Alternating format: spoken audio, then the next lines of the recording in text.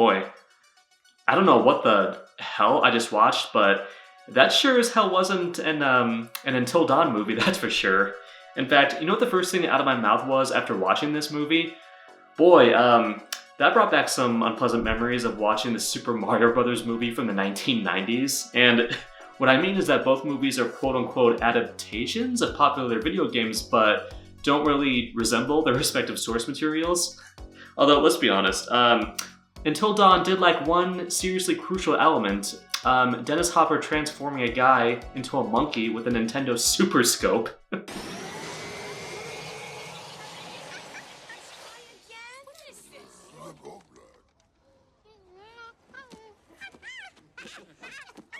Monkey.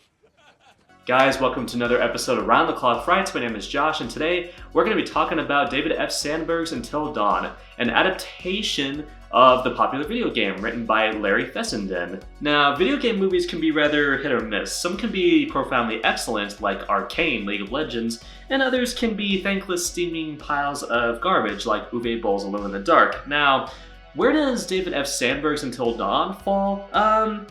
Well, as an adaptation of a popular video game, it is absolutely dismal. But as a standalone horror movie not attached to any popular IP, I'd probably call it pretty decent. It does have a rather fun gimmick at its center. I mean, it has almost nothing to do with the video game, but it does have some mildly entertaining elements. Now, I enjoyed the hell out of the original video game. I played through it multiple times because it's just so much fun, it literally makes you feel like you're in the middle of like a horror movie. There are some known actors in that game, there's Rami Malek, who would go on to play Freddie Mercury in Bohemian Rhapsody and win an Oscar, which, by the way, I'm still kind of sour about because, really, he had me?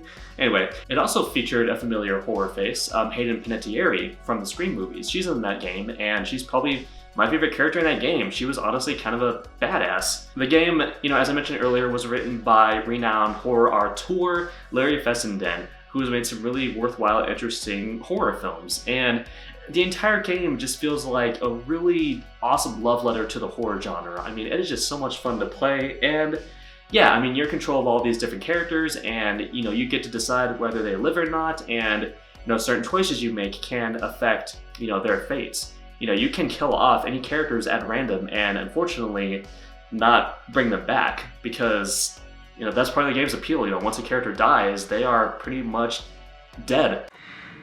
God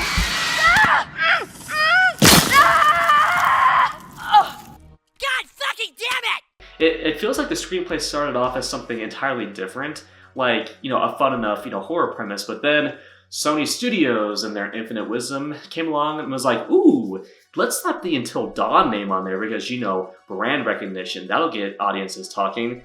But the movie's, God, I have such a headache just thinking about this movie's plot because this movie's central plot, it doesn't even resemble the one from the game. And, the game's plot was pretty straightforward and cohesive, just survive a night, being stalked by a serial killer and some ravenous monsters. That was it. And as I said, if a character died, at least during the initial run-through, you didn't get the chance to replay and save them. They were dead. This movie is like a sloppily put-together stew filled with ingredients that simply don't mesh. It contains plot points from films such as Cabin in the Woods, Groundhog Day, Happy Death Day, and even Troll Hunter at one point. You'll see what I mean. So let's talk about the plot of this movie. I knew I was in trouble as soon as I saw the trailer for this movie because, you have all these young characters inside of this secluded location in the middle of the woods, and they're talking about how they keep dying over and over again. And immediately I was like, wait a minute, dying over and over again, like a Happy Death Day scenario? That's not what the original game was, Sony Studios. And the location of the original game was so cool. It took place on this snowy mountaintop, in this wilderness that was just covered in snow, very isolated from the rest of the world. It was such a cool location. And this movie, it takes place in the middle of these woods, and a pretty standard location for a horror movie, although they do one kind of cool supernatural element with this location, which I won't spoil here, but it's pretty creative. There's this young girl named Clover, weird, who is looking for her long-lost sister, and she drags her friends out to the middle of the wilderness to look for her and, try to find any clues that she can, possibly leading to her missing sister's whereabouts, blah, blah, blah, blah. And let's be honest, you don't care about character depth in a movie like this, and it's clear the filmmakers didn't either, because these are some really stock, generic horror leads, including an incredibly bland, good-looking guy who is there just to be the good-looking hunk. Yeah, he was pretty boring in one note, but it feels like they ripped some of these bland protagonists from something like The Cabin in the Woods, or hell, even Tucker and Dale versus Evil.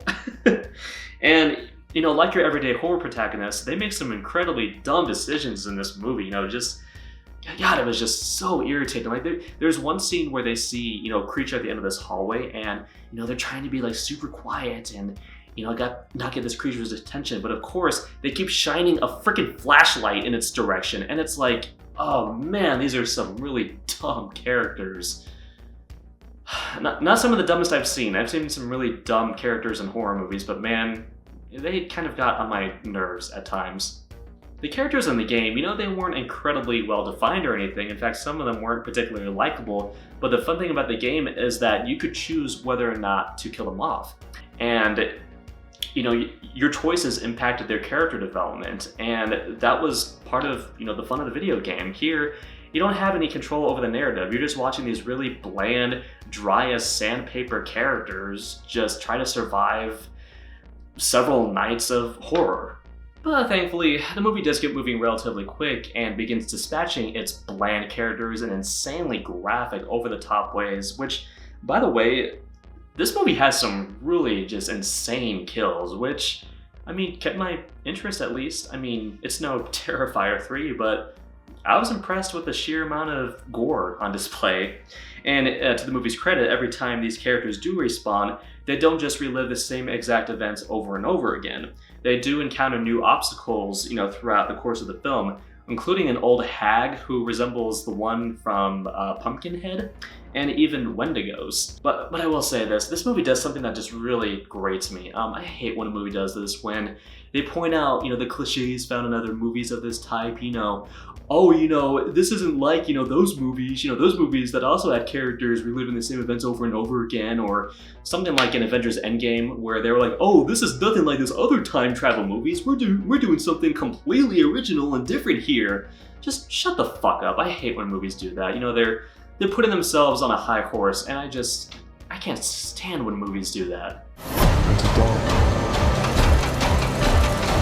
You have to make it like a dog. They're coming!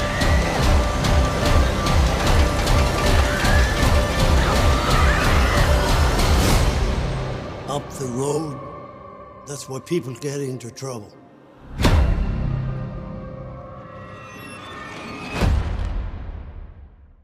But yeah, this movie is a straight-up narrative disaster. I understand not doing a direct adaptation of the game because, let's face it, much of the game was very cinematic and you felt like you were watching a movie. So, and that was kind of the point, to make you feel like you were in the middle of a horror movie plot.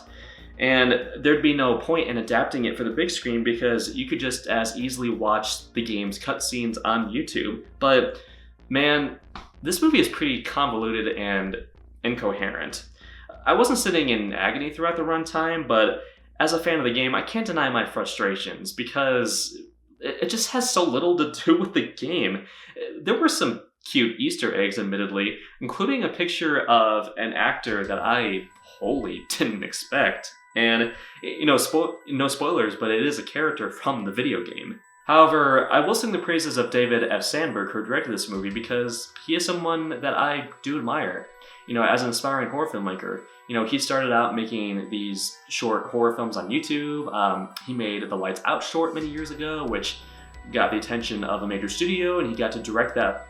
The feature Lights Out for the big screen, and he went on to direct titles like Shazam and Annabelle Creation and Shazam Fury of the Gods, which was pretty average, but nonetheless, this guy has a serious passion for filmmaking, and I've seen multiple interviews with him, and he is very knowledgeable and just so giddy when it comes to filmmaking, and He actually does have several videos on his YouTube channel talking about his experiences in Hollywood.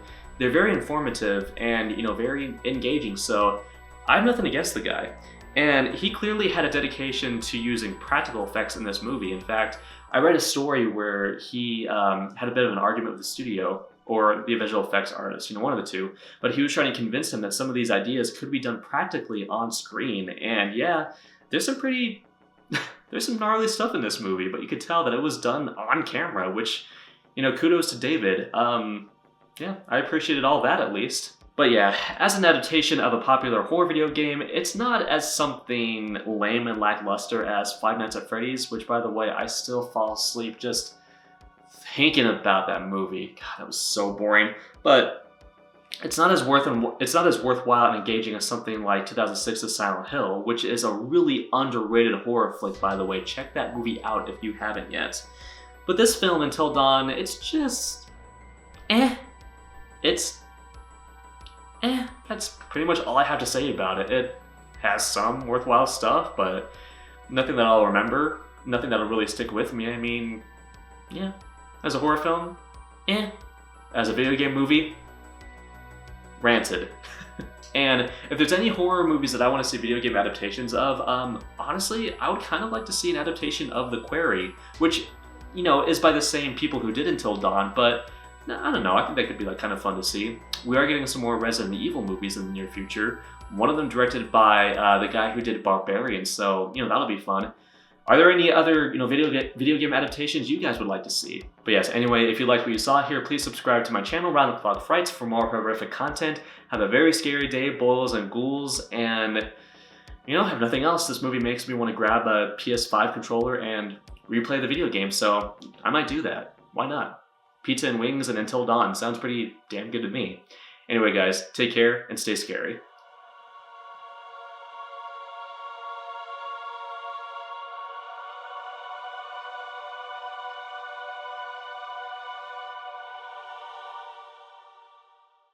Monkey!